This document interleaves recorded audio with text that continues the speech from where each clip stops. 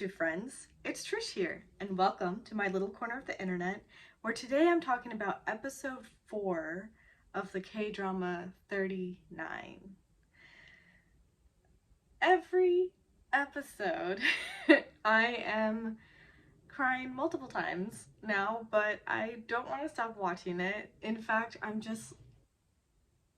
it's such a sad ride. I keep just It's really difficult. I am in love with all three girls. I love their friendship, I love their relationship, and even though I myself am not 38, I just recently turned 32, I still can't imagine going through what they're going through together. And I just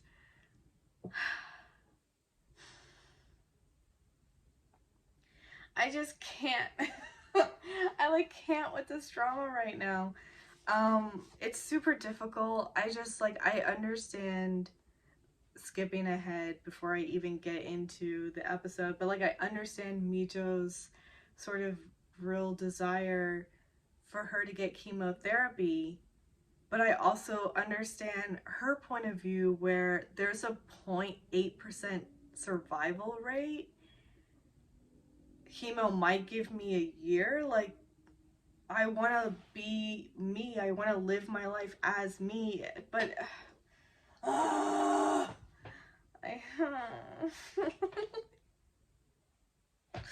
this drama, and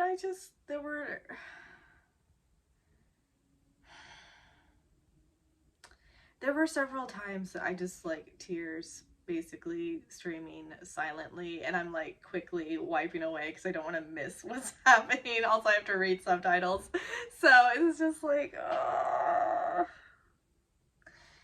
I'm a real mess. I'm a little all over the place. I just wanted to go ahead and say this show has me hooked, already had me hooked from the first episode. I'm still here, waiting week by week. It's a good show. Everything about it's really good. I love the adult, not even adult, just considerate handling of certain situations. It's just, okay, let's just, I'm sorry, let's go ahead. Episode 4 of 39 starts off, as I am assuming now that they all are going to just start off with this flashback scene. And over here, it is Juhi's birthday. Let's say they're probably in their early 20s. Mijo shows up late, underdressed, and I guess the bouncer didn't let them in, which, harsh. I don't think they do that here in the States, you know. So that sucks, and Juhi was really upset by that. They end up eating at sort of this street vendor, and they get a cake, and they do light the candles, and she's about to blow them out, and someone opens the flap to enter, and the wind blows out the candle. Poor thing. But anyway, because that had happened on her birthday, she vowed that they just would never go to the nightclub. So I guess they stuck to that and they never went to a nightclub. So in the beginning of the episode, Chanyoung is now at the hospital for her checkup. I guess the results are out for her scans, and the doctor is telling her what she has, the stage she's at, the survival rate. She has 6 months to live, possibly, and 1 year if she does chemo, possibly. And she just says, "Thank you for the information. I will not be doing chemotherapy," and just gets up and leaves. And Mijo is very upset by hearing her say that. And even though she is listening to Chanyoung talk about how she doesn't want to be here while she's going through that, she wants to live her life. And she like is adamant about, it's my life, you know, I can make the decisions about my own life. And then Mijo sort of gets upset at this. She's like, what, we like, your parents don't matter, we don't matter, what we want doesn't matter in this situation. It's very difficult because there's just so much love over here, and it's such a scary situation. And in front of Chanyeong, she's always talking about this thing, and visually being upset that Chanyeong's not considering that as an option. Yet when she's talking to Sonyu later on, over there, she is discussing how she understands. She would feel the same way as Chanyeong is feeling, but it's hard for her because it feels like she's just giving in. And what, we're not going to do anything? So let's try to stick to the notes.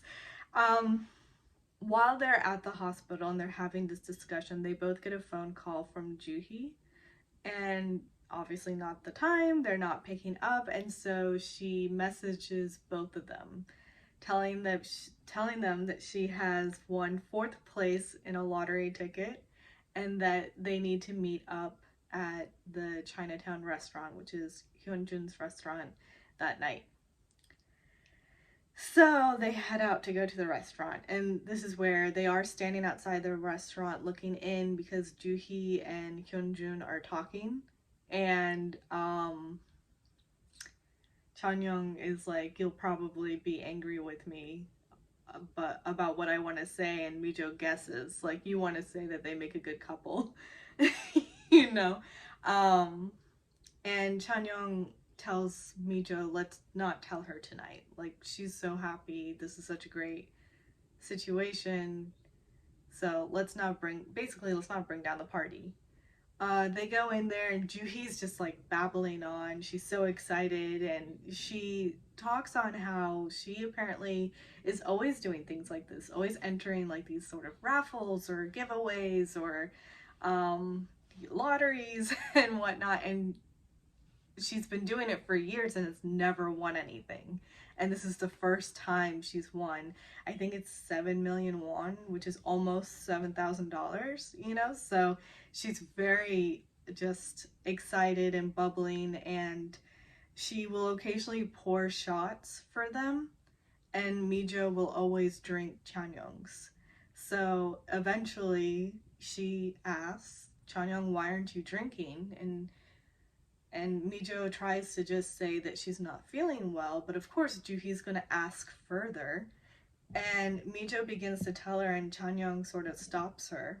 And so Juhi gets quiet and then says, you know, this really upsets me. I always feel like I'm the last one to find out about important stuff. And so Chanyeong tells her, and it's very hard for Juhi to accept.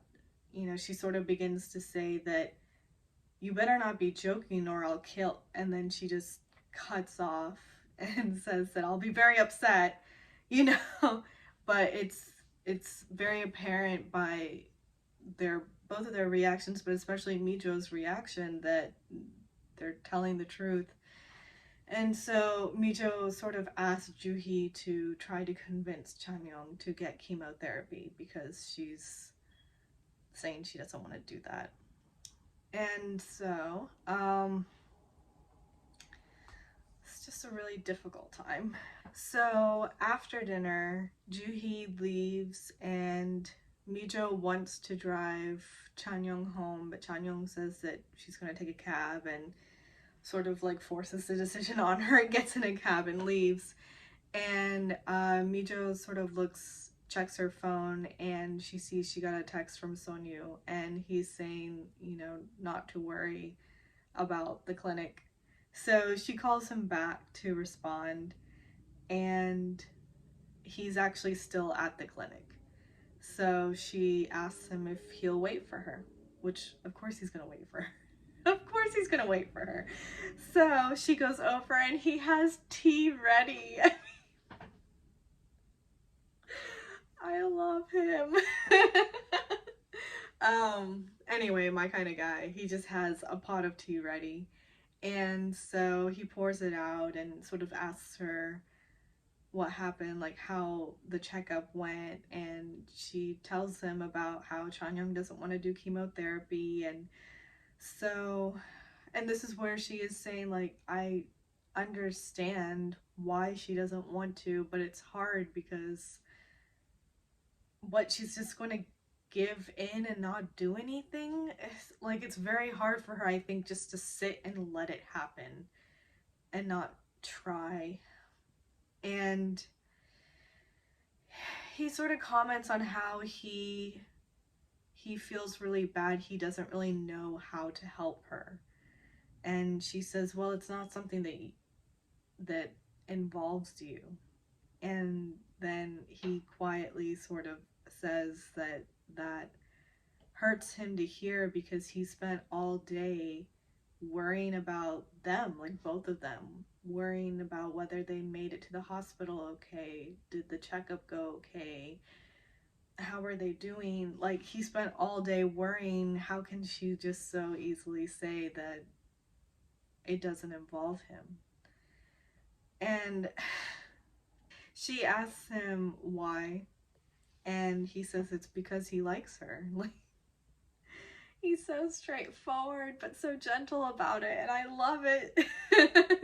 And she then begins to say that like life is so hard, she can't help her heart like skips a beat and flutters when she hears him talking like that, but her best friend is so sick right now and she's so sad about that. Like, this is such a confusing situation. So he hugs her. Just so very gently begins to sort of put his arm around her and pull her close, and he does that like patting thing that they do in all these dramas. It's so sweet to see, but I'm also sort of, the first time that I saw it, when I first began watching dramas, I was like, doesn't that feel a little condescending in a weird sort of way? It's like they're there, but I've come to understand it, and it's sweet. I just, if I were on the receiving end, I don't know how I would feel about it. But then again, I was born and raised in America where a lot of people are very huggy. Um, so, anyway, he is holding her, and she talks about how it's the first time that she has felt comfortable that day, which sort of makes him smile, but it's behind her back, she doesn't see it, but he's happy that with him she is feeling comfort, and that would make anyone happy. So anyway, her sister her sister has left her wallet, probably in the clinic, at least she thinks so. She's come to get it, and walks in almost to the lobby and sees them hugging. And so she she's so excited, and she quietly just sort of tiptoes back, retraces her steps, shuts the door a little bit, and leaves, and she's heading home. So uh let's see what happens next. Oh, next. Okay. This is something actually I wanted to comment on at the end of last episode when Mijo was telling Chanyeong that she was sick. I noticed that the camera was sort of shaky, which means that they were probably filming it handheld. And it happened again for this scene as well, which I really like that artistic choice. Um, I feel like you really feel in the emotions when the camera is not still. It I don't know, it makes me feel some sort of way, and over here especially you kind of felt this sort of agitation, and it's a very tense situation, and you're just cautious. And over here, Jin-suk is packing his wife, and packing his bags, and his wife is saying that